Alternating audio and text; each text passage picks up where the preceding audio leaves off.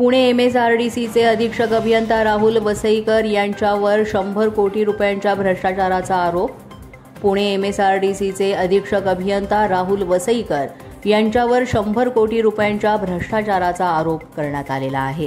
पुणे MSRDCचे भ्रष्टाचारी कुबेर 100 करोडी अधीक्षक अभियंता राहुल वसईकर.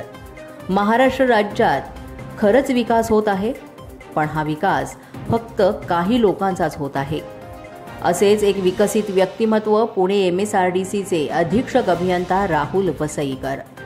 राहुल वसईकर हा भ्रष्टाचारामध्ये गुंतलेला आहे आणि शासकीय अधिकारी म्हणून आपल्या अधिकृत पदाचा गैरवापर करून त्यानं 100 कोटींची बेहिशोबी मालमत्ता साठवली आहे असा त्याच्यावर आरोप आहे.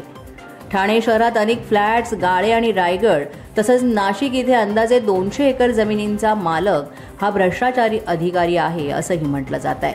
आणि म्हणूनच सतर्क पोलीस टाइम्स न्यूजतर्फे आम्ही MSRDCचे व्यवस्थापकीय संचालक आणि लाचलुचपत प्रतिबंधक विभाग महाराष्ट्र यांच्याकडे राहुल वसईकर यांची लवकरात लवकर चौकशी करून कारवाई करण्याची मागणी करत आहोत.